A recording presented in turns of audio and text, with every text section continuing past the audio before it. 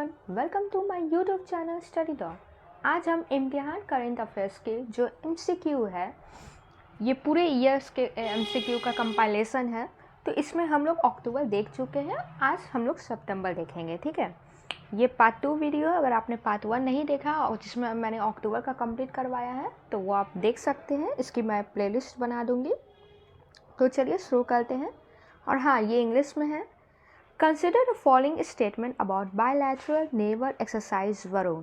Naval exercise Varun जो है, द्विपक्षीय जो नौसैनिक अभ्यास है वरुण, उसके बारे में बताना है कि कौन सा स्टेटमेंट करेक्ट है। ठीक है, it is held between the Indian and French navies. देखिए, इसका आंसर आपका 1 और 3 होगा। ठीक है, तो हम राइट आंसर ही सिर्फ पढ़ते, इससे टाइम कम लगेगा। और अगर आपको प्रैक्टिस करना है कि मेरा कितना सही हो रहा है, आप कितने प्रिपरेशन, आपका लेवल किस हद तक पहुंचा है, वो देखना है, तो आप वीडियो को पॉज कर दीजिएगा और आंसर गेस करिएगा। ठीक है, वीडियो को पॉज करके ये करके देखिए कि आपके कितने आंसर राइट होते हैं। और आप चाहे तो कमेंट में आप लिख भी सकते हैं कि आपके इतने आंसर राइट हुए हैं। इससे आपको पता चलेगा कि आपका प्रिपरेशन किस लेवल पे पहुंचा। चलिए शुरू करते हैं। तो it is held between the Indian and French navies. ये इंडिया और फ्रांस के बीच में हुआ है। और थर्ड आंसर इसका है आइनेस टबर पार्टिसिपेटेड इन द एक्सरसाइज। आइनेस टबर जो है वो इसमें पार्टिसिपेट किया है। एक्सप्लेनेशन देख रहे थे। The 2024 edition of Indo French bilateral naval exercise Varun was held from September 2 to 4 in the Mediterranean Sea. The Indian Navy stealth frigate Ines Tubber participated in the exercise. Next question. Consider the following statement about construction of newly announced Vedic 3D Museum. जो नया बना है Vedic 3D Museum, उसके बारे में बताना है। तो इसका आंसर आपका होगा ओनली 3। इसका सही है, यानी B option. It will be build in the campus of Banaras Hindu University. ये कहाँ बनेगा? तो बनारस हिंदू यूनिवर्सिटी कैंपस में बनेगा। The Uttar Pradesh government has announced plans to build a Vedic 3D museum in Varanasi to showcase the evolution of Vedic literature. ठीक है, उत्तर प्रदेश गवर्नमेंट ने इससे ये किया है कि ये वैदिक लिटरेचर को ये सिग्निफाई करेगा। It will be build at the main building at the Sampurnanand Sanskrit University. The state-of-the-art museum will be dedicated to Indian astrology, astronomy and Vedic literature.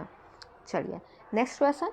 Which state has launched a campaign named Operation Bhediya to capture the wolves that were suspected to behind the attacks on human? तो ये कौन सा ये campaign launch किया? कौन सा state? Uttar Pradesh launch किया है operation Bhediya. The Uttar Pradesh Forest Department launched Operation Bheriya to capture a pack of wolves responsible for a series of attacks on humans in the Bharat district of Uttar Pradesh. ठीक है, The Global FinTech Fest GFF 2024 was held where? ये कहाँ पे Global FinTech Fest हुआ है? तो इसका answer आपका होगा A, Mumbai. The Global FinTech Fest GFF 2024 was held at the Geo World Convention Center in Mumbai, India from August 28 to 30 2024 with the theme was, इसका थीम क्या रखा गया था? Blueprint for the next decade of finance, responsible AI, inclusive, resilient. Next question. Recently, Hayao Miyazaki won the 2024 Ramen Magsaysay Award. He is associated with which field? अभी हाल ही में हायो Miyazaki जीती है रेमन मैग्सेसे अवार्ड। ये जीते हैं Ramon Magsaysay award. ये किस फील्ड से हैं? तो ये आपका है creative communication arts, option C. Hayao Miyazaki is a Japanese animator and co-founder of Studio Ghibli who won the 2024 Ramen Magsaysay Award. The award recognized his contribution to the animation and storytelling and his use of art to help children understand complex issues. His famous film is perhaps Spirited Away 2001. Spirited Away was the first non-English film to win the Academy Award for the best animated feature film. ठीक है, next question. With reference to the Starlink, consider the following statement. It is projected by NASA in collaboration with the European Space Agency ESA. देखिए Starlink से जुड़ा हुआ ये statement दिया हुआ है, इसमें बताना कौन सा राइट है, ठीक है। तो इसमें आंसर आपका होगा ऑप्शन सी, ओनली 2 राइट है, तो वही हम पढ़ेंगे। The project aims to provide high speed internet access to anywhere on the planet using a constellation of thousands of satellite. Next question and इसका एक्सप्लेनेशन देखते हैं। Elon Musk Starlink satellite are impeding the work of astronomers, a study published in the journal astronomy and astrophysics found currently the Starlink constellation comprises more than 6,300 working satellites orbiting Earth at an altitude of around 550 km. Starlink is a project of SpaceX. ये किसका project है? SpaceX का. The company founded by Elon Musk to provide high-speed internet access to anywhere on the planet using a constellation of thousands of satellites. ठीक है, ये ध्यान रखिएगा, Starlink SpaceX का जो कि एलन मस्क का है कंपनी है। The satellite are launched in the batches of 60 and orbit the earth at a low altitude of about 550 kilometres.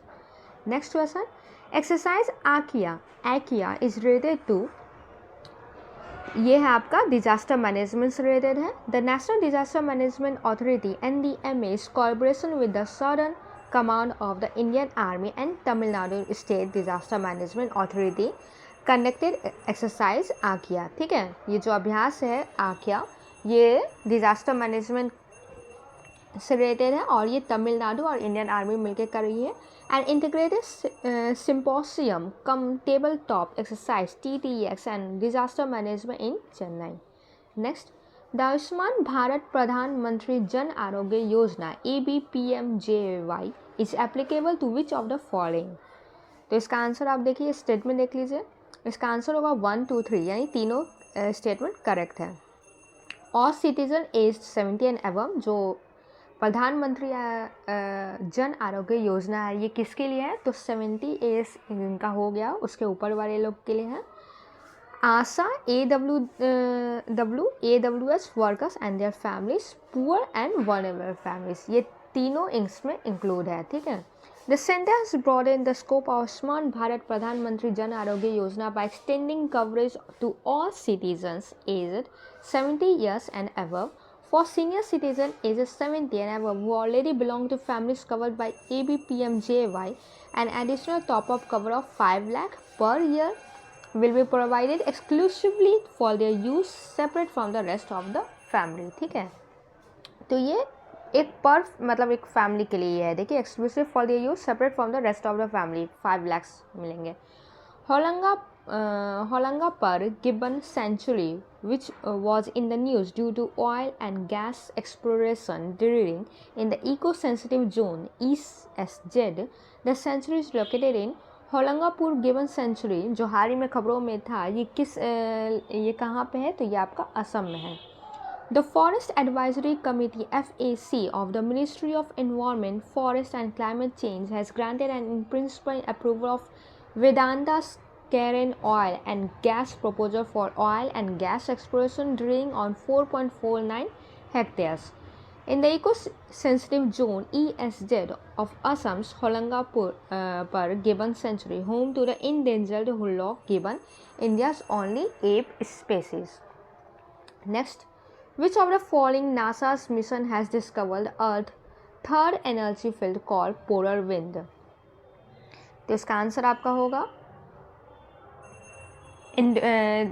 D. Endurance, a third energy field known as polar wind, which only existed in theory so far, has now been discovered by NASA after a search that has lasted 60 years. Glenn Collinson, principal investigator of Endurance at NASA's Goddard Space Flight Center in Maryland, in a video released by NASA, said that this field is fundamental to understanding the way our planet works. Which state tourism was presented the globally acclaimed Pacific Asia Travel Association PATA Gold Award 2024 for its online contest Holiday Heist? तो ये आपका केरला में present हुआ है। ठीक है, Kerala Tourism was presented the globally acclaimed Pacific Asia Travel Association PATA Gold Award 2024 for its online contest Holiday Heist in digital marketing campaign category. at Afonso in Bangkok. With reference to the relative economic performance of Indian states report, consider the following statement. तो इसका answer आप देखिए, statement देख लीजिए. इसका answer होगा 1 and 2 only सही है. The per capita income of all southern states became higher than the national average after 1991. 1991 के बाद आपका पर कैपिटा इनकम हायर हुआ है. Gujarat and Maharashtra all have had her per capita income exceeding the national average since 1960s. चलिए, according to the paper titled Relative Economic Performance of Indian States 1960 to 61 or to 2023 to 24, 5 southern states, 5 जो state है आपके southern में part में, Karnataka, Andhra Pradesh, Telangana, Kerala and Tamil Nadu accounted for over 30% of India's gross domestic product (GDP) in 23 to 24. In addition, the per capita income of southern states became higher than the national average after 1991. West Bengal, which had the third largest percentage of national GDP at 10.5% in 1960-61, accounts for only 5.6% in 2023 to 24. It has steadily declined over time. Next, Delhi, Telangana, Karnataka and Haryana continue to have the greatest relative per capita income while Bihar had the lowest. ये ध्यान रखिएगा, बिहार का सबसे lowest per capita income है. In 2023-24, relative per capita income was 50 to 50.8%, which means that the average income was 2.5% more than the national average. The per capita income of Maharashtra and Gujarat remain above the national average since the 1960s, with the 23-24 data showing Gujarat to 160.7% of the national average and Maharashtra at 150.7%. Next question देखते हैं. What is the correct sequence of these renewable energy from low to high as per their energy capacity contribution as of May 2024? तो इसका answer आपका होगा C. Correct आपका answer using the code given below 1 4 2 3 होगा. यानी पहले होगा आपका सोलर, फिर विंड, फिर आपका बायोमास, फिर हाइड्रो पावर. ठीक है. The goal for reducing the emission intensity of GDP was increase by 45% by 2030 from 2005 level and the target for non fossil fuel based energy capacity was raised to 50% by 2030. India has made significant progress in renewable energy and achieved an installed renewable energy capacity of 191 gigawatt as of May 2024. This capacity includes solar power around 85 gigawatt, wind power around 46 gigawatt, or large hydropower, biomass, waste to energy. Consider the following statement regarding India's trade performance January to June 2024. ठीक है, India trade performance के बारे में बताना है. कौन सा statement सही है? 1 and 3 only. India had a trade surplus with 155 countries including US and Netherland. ठीक है, इंडिया का ट्रेड प्लस 151 कंट्री के साथ है, इंक्लूडिंग कौन कौन है उसमें? US और नीदरलैंड. और स्टेटमेंट 3 सही है. India top 5 trade deficit countries accounted for 73.5% of its import. इसका एक्सप्लेनेशन आप देख लीजिए. नेक्स्ट आगे बढ़ते हैं, वीडियो बहुत लॉन्ग हो जाएगा, क्वेश्चंस बहुत है सितंबर मंथ में. Which country supreme court has ban the social media platform x formally Twitter. कौन सा कंट्री का सुप्रीम कोर्ट ने ट्विटर को, जो कि अब एक्स जिसको कहते हैं, वो बैन कर दिया? तो ये ब्राज़ील है. Brazil's Supreme Court banned the social media platform X, formerly Twitter, after the platform failed to appoint a legal representative in the country by a court-imposed deadline. Next question. Who is the author of Grandpa's Bag of Stories, which is a collection of 19 stories about 4 children and their grandparents' journey to Mayavati, a scenic region in Uttarakhand? Author कौन है ग्रैंडपास bag of story के? तो ये है सुधा मूर्ति. इसमें 19 stories का collection है. Renowned author and philanthropist Sudha Murthy launched her 300 book titled Grandpa's Bag of Stories on September 1 in Bangalore.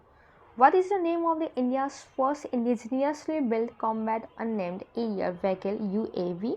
तो इसका आंसर हो जाएगा आपका सी नंबर FWD 200B। ठीक है, चलिए एक्सप्लेनेशन देख लीजिए आप। नेक्स्ट क्वेश्चन देखते हैं। In which of the following field did India and Singapore sign memorandum of understanding during prime minister Narendra Modi's official visit to Singapore? इसका आंसर आपका हो जाएगा 1, 2, 3 एंड 4। देखिए किस किस फील्ड में ये बोला जा रहा है कि ये जब नरेंद्र मोदी सिंगापुर गए थे तो किस किस फील्ड में ये MOU साइन किया गया था। तो ये चारों है आपका digital technology, semiconductor, health cooperation, skill development. Which of the following statement about the BRICS grouping is not correct? देखिए नॉट करेक्ट है, कौन नहीं सही है, गलत है इसमें। तो ये आपका आंसर हो जाएगा currently the BRICS has more member country than ASEAN। ये गलत है आपका। Turkey has formally asked to join the BRICS group. The founding of BRICS in 2009 was motivated by the belief that the four emerging markets of Brazil, Russia, India and China will be the world's future economic powerhouse. The inaugural BRICS summit took place in Yekaterinburg, Russia in 2009. South Africa was invited to the BRIC Foreign Ministers Conference in New York in 2010, and as a result, it attended the third BRIC summit in Sanya, China in 2011.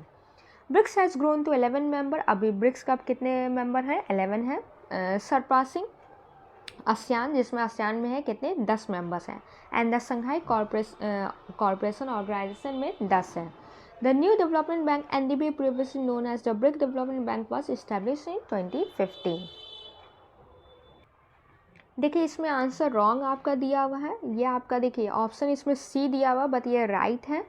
Currently the BRICS has more members country than ASEAN। BRICS में अभी 11 हैं और ASEAN में 10 हैं। तो ये आपका ये स्टेटमेंट्स राइट है, जबकि रॉन्ग पूछ रहा है। रॉन्ग आपका B ऑप्शन होगा। South Africa was included in the group in 2013, जो कि साउथ अफ्रीका 2011 में ग्रुप में शामिल हुआ है। देखिए इसका एक्सप्लेनेशन। चलिए नेक्स्ट क्वेश्चन देखते हैं। India is rank 40th globally in the export of which product with a target of increasing revenue to $1 billion in the coming year? तो इसका आंसर होगा alcoholic beverage. India currently rank 40th in global alcoholic beverage export, has significant untapped potential in the sector. The major export destinations include UAE, Singapore, Netherlands, Tanzania, Angola, Kenya and Rwanda। ठीक है, आज के लिए इतना ही रहने देते हैं, फिर मिलते हैं नेक्स्ट वीडियो में।